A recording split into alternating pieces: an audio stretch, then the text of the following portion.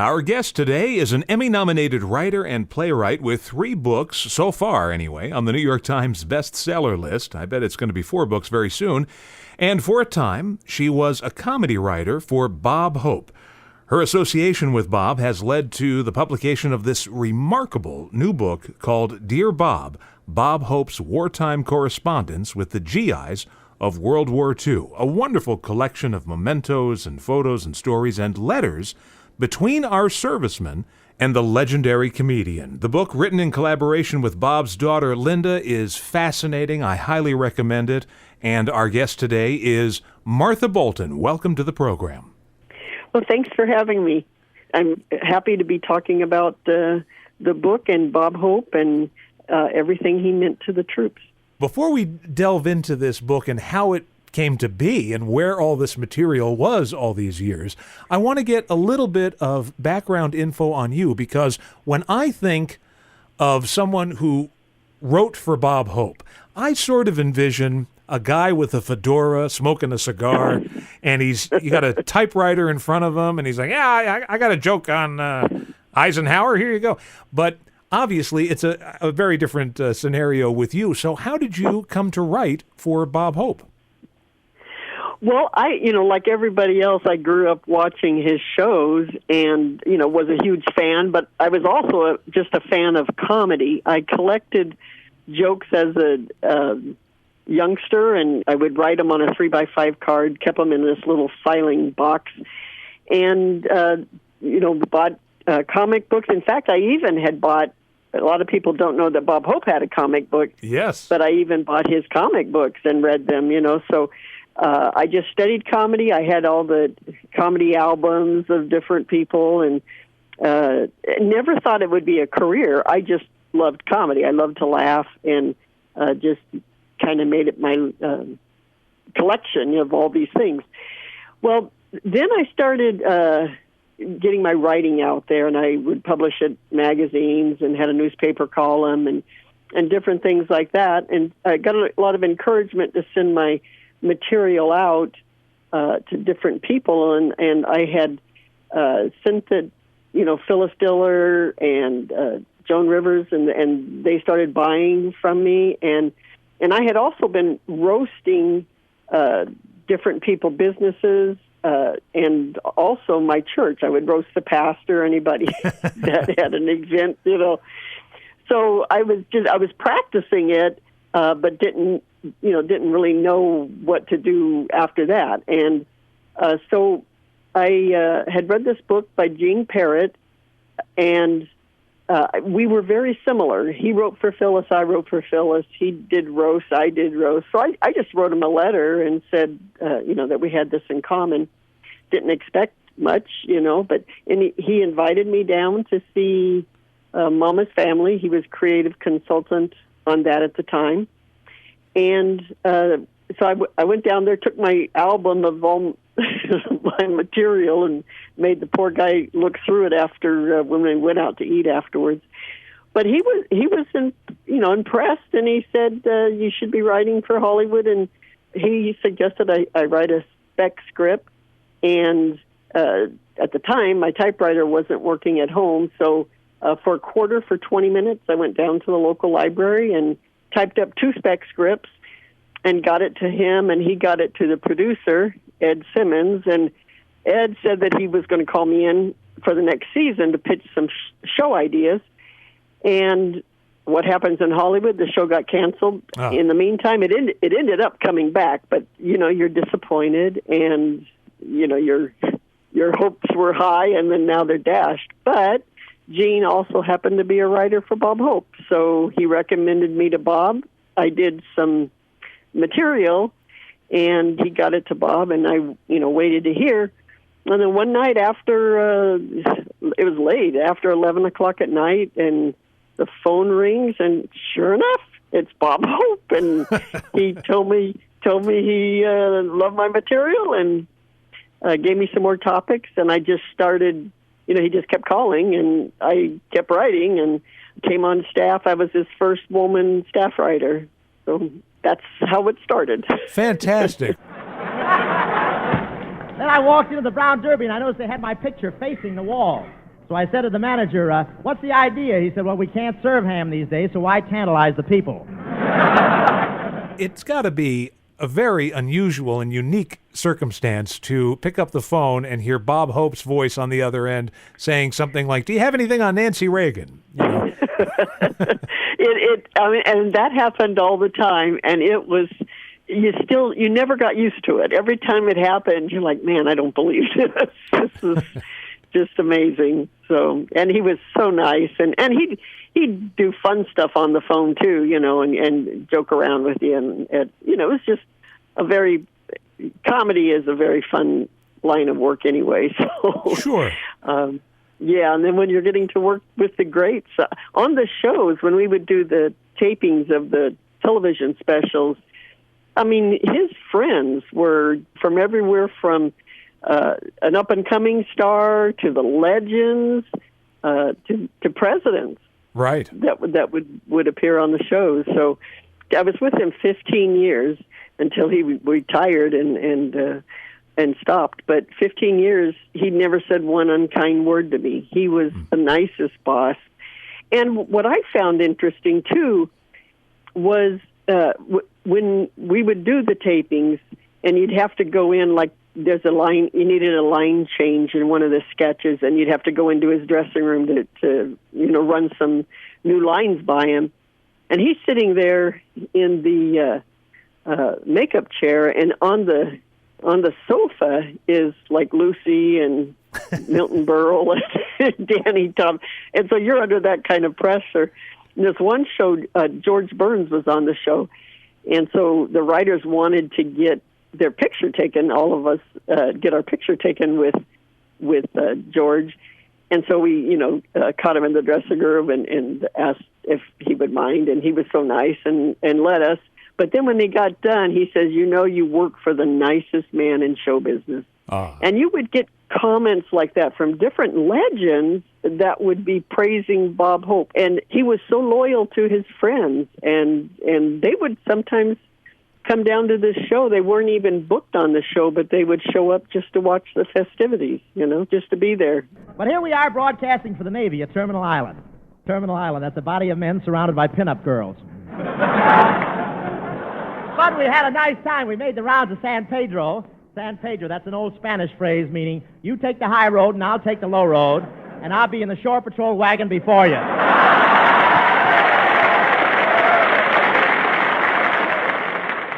You say he was loyal to his friends. He was also loyal to our troops, and in ways I never even knew until this book, Dear Bob, Bob Hope's Wartime Correspondence with the GIs of World War II. And I want to get that full title in there so the folks listening at home can write it down and rush to their bookstores to get it, because this book is really remarkable. These letters, and I should tell the audience what the book is about. It's really the story of Bob's work with the USO during World War II and the correspondence with GIs who would write to Bob, and then in some cases, Bob is also writing back to them.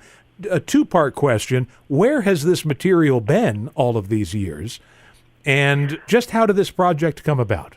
Well, the letters have been at his home, in his office and in the home, since Linda was a little girl. She grew up with them, Linda being Bob's daughter, and she grew up with them and had always wondered what they were, and in fact ended up doing a high school paper where the question was, write about what intrigues you, and she had always been intrigued by these letters. And so I found out about them when we were working on a project, and I had to look through them and find certain letters, and I was just overwhelmed at what is in these letters, not only historically, but it's an insight into his heart and his commitment. And you really, when you get through reading the book, you understand that connection. You'd always seen it when a veteran would come up to Bob, and you'd see this interaction between the two of them. But after you read these letters in their words and you see this connection that they had with him, and then Bob just gave the love and respect and gratitude right back, you understand it. The connection just deepened through that whole war, and then continued. He was there for the troops through every war in his lifetime. His last military show was when he was 87 years old, and he's climbing in and out of helicopters, and he's going up on stage, and they're having incoming come very close, and he's making remarks about the bombing in the background, and it's just incredible. At 87, he's still doing it. Thank you.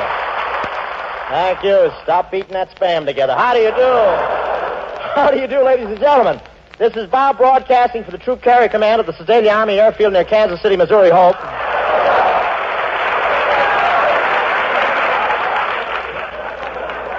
Well, here we are in Missouri. I expected a big crowd at the railroad station to greet me, but I got off the train at Knobnoster and there wasn't any railroad station.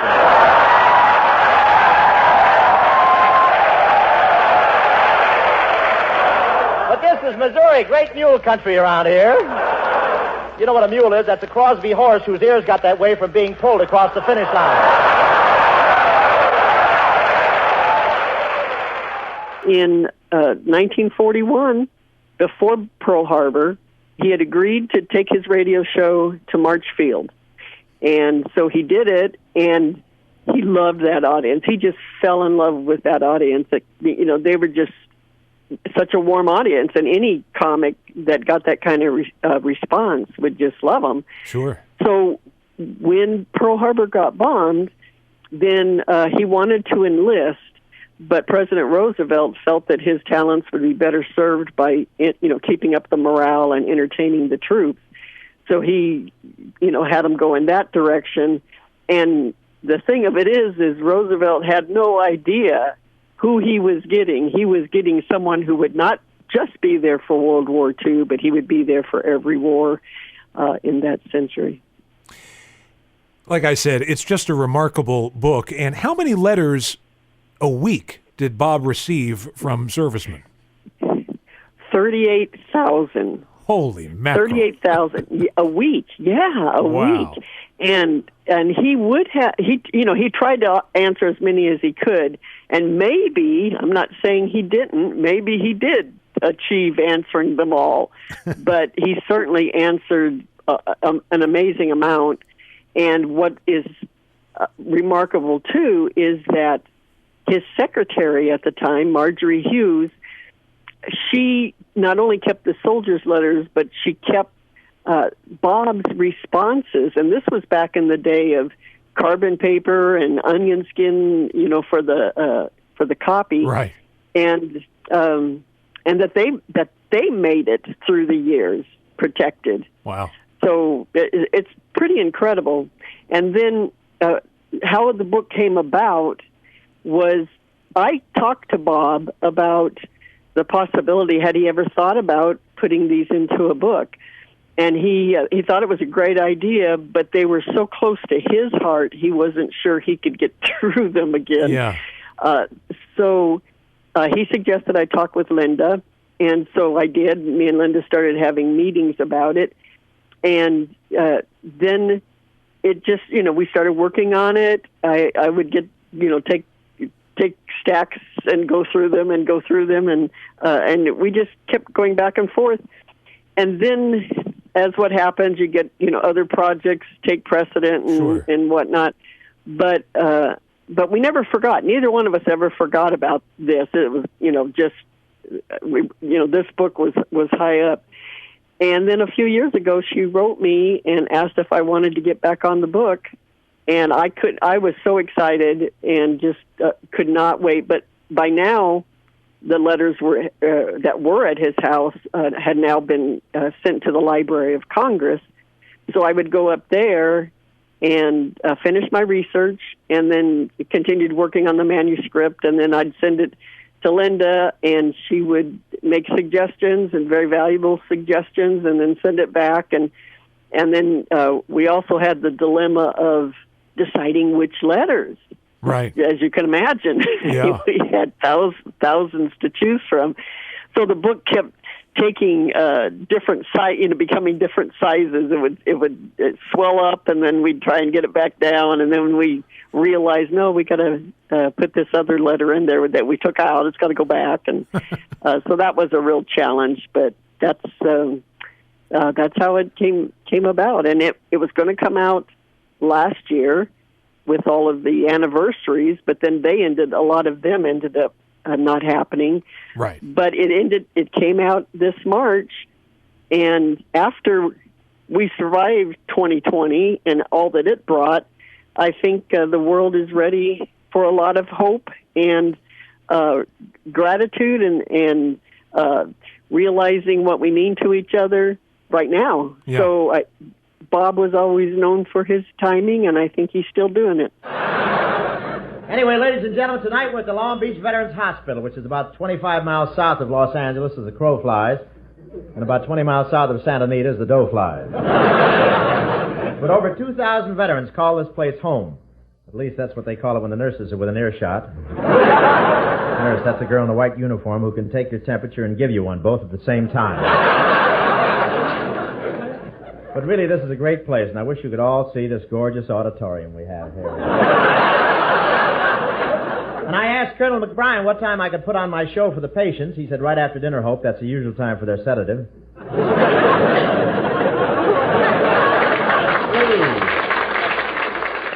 Again, the book, I'll tell you, when I found out about it, you couldn't keep me away from a bookstore rushing out to getting this. And before we wrap up here, I just wanted to give a little sample of one of the letters in the book. This is one from January 30th, 1944. I'm not going to read the whole thing, but I'll read some of it here. It reads, this is from somebody in Lima, Pennsylvania, Mrs. Singer. She writes, Dear Mr. Hope, I want to thank you from the bottom of my heart for your thoughtfulness in remembering my son, Bert McDowell, and sending me that wonderful letter about him.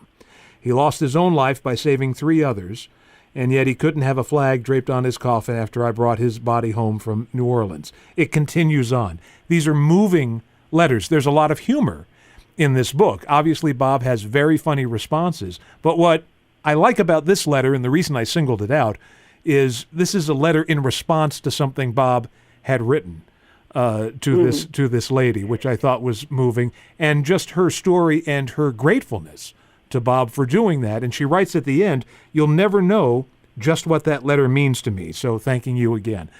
Just incredibly moving letters. Yes. And like you say, there's funny ones, and then there's those that you have to have the tissue nearby. Yeah. But it takes you on this emotional roller coaster all through World War II, and you can imagine being the recipient of these letters, and how that would just keep cementing his, pledge to be there for the troops. Yeah, what a responsibility to receive all of these letters. The book, once again, Dear Bob, Bob Hope's Wartime Correspondence with the GIs of World War II. Our guest today, Martha Bolton, written and compiled with her and along with Bob's daughter, Linda Hope. I want to thank you so much for appearing on the show today. And also, where can people go to obviously get the book and also find out more about you? Well, they can get the book at any of the internet bookstores and any brick-and-mortar bookstore that is open right now. They could support them. And it's at Amazon and Barnes & Noble as well. And you can also get it at the publisher's site, and that is University Press of Mississippi, and they've got it there as well. So it's if they just put in the title into the search box, it come up where it is. Now they are bookstores are saying they're having a hard time keeping it on the shelves, which is great. Yeah. So if you're looking for Father's Day or any gifts coming up, you might want to keep an eye on that. So yeah. Again, it's just a fantastic book. You did a really, really wonderful job here. And it's not just a book of letters, folks. I mean, there's photos and newspaper clippings. It's packed with memorabilia, too. Well, thank you. Yeah, it's got like 250 photographs from a lot of them are from his personal collection. Yeah, it's just great stuff. Thank you so much for appearing on the show. I really appreciate it. Oh, my pleasure. My pleasure. Anytime.